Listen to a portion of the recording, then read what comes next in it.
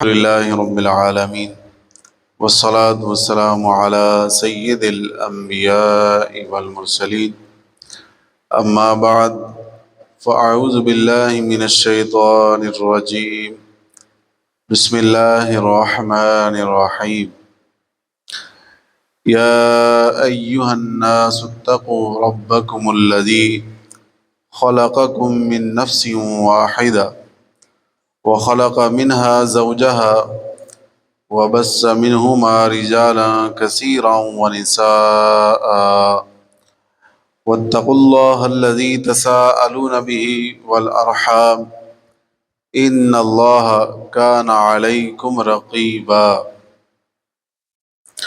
عزیزان محترم، آج کے درس میں ہم سورۃ النساء کی پہلی آیت، اس کا ترجمہ اور اس کی تفسیر سمجھنے کی کوشش کریں گے۔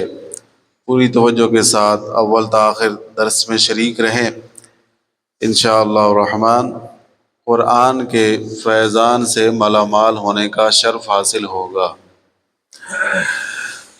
قرآن کریم میں اللہ تبارک و تعالی کا ارشاد ہے، یا ایھا الناس، اے لوگو، اتقوا ربکم، اپنے رب سے ڈرو، الذی خلقکم من نفس واحدہ، جس نے تمہیں ایک جان سے پیدا کیا، وخلق منہا زوجہا، اور اسی سے اس کا جوڑا بنایا، وبث منہما رجالا کثیرا ونساء، اور اس سے کثیر مرد و عورت پھیلا دیے، واتقوا اللہ الذی تساءلون بہ والارحام، اور اللہ سے ڈرو جس کے نام پر ایک دوسرے سے مانگتے ہو، والارحام، اور رشتوں کو توڑنے سے بچو، ان اللہ کان علیکم رقیبا، بے شک اللہ تم پر نگہبان ہے۔ یہ تو اس آیت مبارکہ کا ترجمہ ہے۔ اس کی تفسیر مختصراً میں آپ کے سامنے بیان کرتا ہوں۔ اس آیت مبارکہ میں تمام ابن آدم کو خطاب ہے، تمام انسانوں کو اللہ تعالیٰ نے مخاطب ہو کر فرمایا، چاہے وہ مسلمان ہیں، چاہے وہ کافر ہیں، ایمان والے ہیں یا بے ایمان ہیں، سب کو اللہ تبارک و تعالیٰ نے فرمایا اتقو، تقوی کا حکم دیا ہے۔ اب تقوی عموماً یہ سمجھا جاتا ہے کہ جو مسلمان ہوگا وہی تقوی اختیار کرے گا، جو مسلمان نہیں ہے وہ تقوی کیسے اختیار کرے گا؟ تو ایسا نہیں ہے۔ تقوی ہر انسان کے لیے ہے، چاہے وہ مسلمان ہے چاہے غیر مسلم ہے۔ مسلمان ہے تو اس کے لیے تقوی یہ ہے کہ وہ اللہ تبارک و تعالیٰ کی حرام کردہ چیزوں سے بچے اور حلال چیزوں کو اختیار کرے، اور اگر وہ کافر ہے تو اس کے لیے تقوی یہ ہے کہ وہ ایمان لے آئے اور نیک اعمال کرے۔ کافر کے لیے یہ تقوی ہے۔ اور اللہ تبارک و تعالی نے تقوی کا حکم دیتے ہوئے یہاں پر چند اور چیزوں کا بھی ذکر فرمایا۔ وہ کیا کیا ہے؟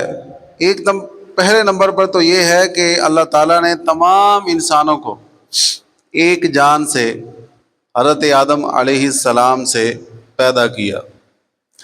دوسری بات یہ ہے کہ حضرت آدم علیہ السلام کے وجود سے ہی ان کا جوڑا یعنی حضرت حوا کو پیدا کیا۔ اور تیسری بات یہ ہے کہ انہی دونوں حضرات سے زمین میں نسل در نسل کثرت سے مردوں اور عورتوں کا سلسلہ جاری فرمایا۔ اور چوتھی بات یہ ہے کہ نسل انسانی کے پھیلنے سے باہم ظلم اور حق تلفی کا سلسلہ بھی شروع ہوا، لہٰذا اللہ تعالیٰ نے خوف خدا کا حکم ارشاد فرمایا تاکہ لوگ ظلم سے بچیں۔ اور ظلم کی ایک صورت جو بدترین صورت ہے وہ رشتوں کو توڑنا ہے، جسے قطع تعلقی کہا جاتا ہے۔ اللہ تبارک و تعالیٰ نے اس سے بھی بچنے کا حکم ارشاد فرمایا ہے۔ یہ تو ایک اجمالی طور پر آپ کے سامنے میں نے اس آیت مبارکہ کا خاکہ رکھا ہے کہ اس میں اللہ تعالیٰ نے یہ چیزیں ذکر فرمائی ہیں۔ یہاں پر ایک مسلمانوں کا بہت بڑا عقیدہ بھی بیان ہوا، وہ یہ ہے کہ انسانوں کی ابتدا، ہمارا عقیدہ، ہمارا مذہب یہ ہے کہ انسانوں کی ابتدا حضرت آدم علیہ السلام سے ہوئی۔ کس سے ہوئی؟ حضرت آدم علیہ السلام سے۔ اسی لیے آپ کو ابو البشر کہا جاتا ہے، یعنی تمام انسانوں کا باپ۔ اور حضرت آدم علیہ السلام سے انسانیت کی ابتدا ہونا یہ بہت مضبوط دلائل سے ثابت ہے۔ مثلا آپ دیکھیں کہ دنیا میں ہر سال یا چند سال بعد مردم شماری ہوتی ہے، تو جب مردم شماری ہوتی ہے تو لوگوں کی تعداد پہلے سے زیادہ ہوتی ہے، لیکن آپ اس کو اگر ماضی میں جا کے دیکھنا شروع کریں کہ جناب اب 2024 ہے، 2002 میں کتنی تعداد تھی لوگوں کی، تو آج کی بنسبت بہت کم تھی۔ پھر اگر آپ 2015 میں چلا جائیں تو وہاں پر آپ کو انسانوں کی تعداد اور کم ملے گی۔ اسی طرح آپ ماضی میں جاتے جائیں تو انسانوں کی تعداد آپ کو کم ہوتی نظر آئے گی، زیادہ ہوتی نظر نہیں آئے گی، حتیٰ کہ جس ذات پر انسانیت کی انتہا ہوگی اس کے بعد کوئی ہمیں انسان نہیں ملتا، اور جس ذات پر انسانیت کی انتہا ہے وہ حضرت آدم علیہ السلام ہے۔ تو یہ آپ کے ابو البشر ہونے کی، تمام انسانوں کے باپ ہونے کی بہت واضح دلیل ہے۔ آپ دیکھیں کہ دنیا میں کروڑوں سیدزادے ہیں، لیکن اگر آپ ماضی میں جاتے جائیں تو سیدزادوں کی تعداد تھوڑی ہے۔ تو اگر آپ اسی طرح بیک گنتی کریں گے، الٹی گنتی کریں گے، تو سیدوں کی انتہا کہاں ہوگی؟ نبی پاک صلی اللہ تعالی علیہ وآلہ وسلم کی ذات اقدس پر۔ اس سے پہلے کوئی آپ کو سید نہیں ملے گا۔ تو اسی طرح حضرت آدم علیہ السلام بھی آپ تمام انسانوں کے باپ ہیں، دنیا کے سب سے پہلے انسان آپ ہی ہیں، اور یہ اور بہت سارے قوی دلائل سے ثابت ہے۔ اور حضرت آدم علیہ السلام کی جو پیدائش ہے وہ موجودہ طریقے کے جو انسان پیدا ہوتے ہیں اس سے ہٹ کر ہے۔ موجودہ طریقہ کیا ہے؟ حضرت آدم علیہ السلام کے بعد سے لے کر، آپ کی اولاد سے لے کر اب تک کیا طریقہ رائج ہے کہ لوگ آپس میں نکاح کرتے ہیں، میاں بیوی کا ملاپ ہوتا ہے، اور اس طرح نسل انسانی آگے بڑھتی ہے۔ لیکن حضرت آدم علیہ السلام کو اللہ تبارک و تعالیٰ نے اس طریقے سے ہٹ کر پیدا فرمایا کہ آپ کو انسانیت کے وجود کے لیے جو بنیادی چیز ہے مٹی، اللہ تعالیٰ نے آپ کو اس سے پیدا فرمایا، اور پھر آپ کی انسیت کے لیے، آپ کی راحت کے لیے آپ سے ہی اللہ نے آپ کا جوڑا پیدا فرمایا، اور وہ اس طریقے پر پیدا نہیں کیا جس پر حضرت آدم علیہ السلام کو پیدا کیا۔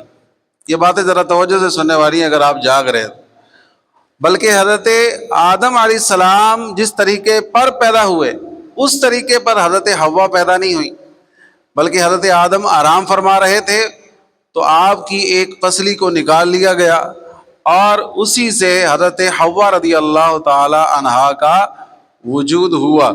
جب آپ بیدار ہوئے تو آپ نے دیکھا کہ آپ کے سامنے ایک عورت ہے، تو آپ نے پوچھا، اس سے پہلے تو آپ نے کوئی عورت دیکھی نہیں تھی، نہ کوئی عورت دنیا میں تھی۔ آپ نے پوچھا کہ تم کون ہو؟ تو انہوں نے جواب دیا، میں عورت ہوں۔ کس لیے ہو؟ اللہ تعالیٰ نے مجھے آپ کی راحت کے لیے بنایا ہے، مجھے آپ کی تسکین کے لیے بنایا ہے۔ تو آپ دیکھیں کہ پہلے انسان کا وجود میں آنا یہ اور طریقہ پر ہے، پھر دوسرے انسان کا وجود میں آنا یہ اور طریقہ پر ہے، پھر ان کے آپس میں ملاپ سے جو اولاد پیدا ہوئی اس کا آگے نسل در نسل بڑھتے چلے جانا یہ اور طریقہ پر ہے۔ تو اللہ تبارک و تعالیٰ نے ہمارے مذہب کے مطابق اور پچھلی آسمانی کتابوں کے مذہب کے مطابق اس انسانیت کی ابتدا حضرت آدم علیہ السلام سے فرمائی۔ آپ سے پہلے کوئی بھی دنیا میں انسان نہیں تھا۔ اب دیکھیں، جب بندہ دین سے منہ موڑ لیتا ہے تو پھر عقل ماری جاتی ہے۔ بعض لوگوں نے یہ اپنا نظریہ بنا لیا ہے اور آج بھی اس نظریے پر قائم ہے۔ وہ اس بات کو نہیں مانتے کہ دنیا کے سب سے پہلے انسان حضرت آدم علیہ السلام ہے، حالانکہ گزشتہ تمام آسمانی کتابوں میں بھی اس بات کا ذکر موجود ہے۔ اور دیگر جو کتابیں ابتدا سے چلتی آ رہی ہیں، ہر کتاب سے یہی ثابت ہے کہ دنیا کے پہلے انسان حضرت آدم علیہ السلام ہے۔ لیکن کچھ بے وقوف ایسے ہیں جو کہتے ہیں انسان کو بندر سے بنایا گیا ہے۔ انسان کو، وہ کیا کہتے ہیں، انسان کو بندر سے بنایا گیا ہے، بندر سے انسانی نسل کی ابتدا ہوئی ہے۔ تو بھائی یہ جو پرلے درجے کی جہالت کی بات ہے، اگر اس سے ہم چند ایک سوالات کریں، جو لوگ اس طرح کے نظریے کے قائل ہیں کہ اگر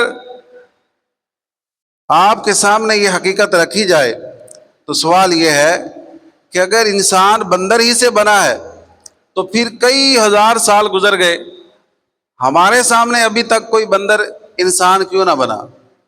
کیا ایک انسان بنا کر باقی بندروں پر پابندی لگا دی گئی کہ بھئی اب تم میں سے کوئی انسان نہیں بننا چاہیے؟ اگر بندر سے ہی انسان بنا تو بندر کی پونچھ کا کیا ہوا کہ وہ گھس کے کٹ گئی یا اس کو کاٹ دیا گیا؟ کیا ہوا؟ تو یہ ساری ایک وہمیات پر باتیں مشتمل ہیں، حقیقت سے ان کا کوئی تعلق نہیں ہے۔ حقیقت کے آئینے میں دیکھیں گے تو آپ کو یہی بات روز روشن کی طرح نظر آئے گی کہ سب سے پہلے انسان حضرت آدم علیہ السلام ہے۔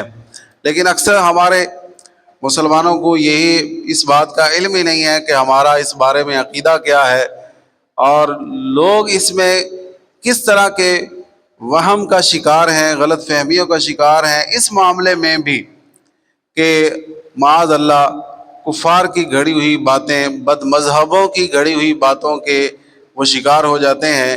اور کئی لوگ وہ اپنے بھولے پن میں یہ بات اس کا اقرار کر بیٹھتے ہیں کہ پہلے جو انسان ہے وہ حضرت آدم نہیں بلکہ انسان کو بندر سے پیدا کیا گیا۔ پھر ہماری قوم جو ہے وہ فلموں کی شوقین ہے، تو فلموں میں لوگوں کو دکھایا گیا کہ انسان کو بندر سے بنایا گیا، تو کئی لوگوں نے فلمیں دیکھ کے اپنا نظریہ قائم کر لیا۔ البتہ ایسا نہیں ہونا چاہیے، بلکہ ہمیں قرآن و حدیث سے علم حاصل کرنا چاہیے اور اپنے دین کے مطابق اپنے نظریات کو ہمیں قائم کرنا چاہیے۔ اس کے بعد اللہ تبارک و تعالیٰ نے اسی آیت مبارکہ میں فرمایا واتقوا اللہ الذی تساءلون بہ والارحام، فرمایا اللہ سے ڈرو جس کے نام پر ایک دوسرے سے مانگتے ہو، یعنی آپس میں یہ کہتے ہو کہ مجھے یہ چیز دے دو، مجھے وہ چیز دے دو۔ اور پھر فرمایا کہ رشتہ توڑنے سے بھی ڈرو کہ اللہ تبارک و تعالیٰ تم پر نگہبان ہے۔ عزیزان محترم، رشتہ توڑنا یہ بہت سارے ظلم کے دروازے کھول دیتا ہے، زیادتیوں کے دروازے کھول دیتا ہے۔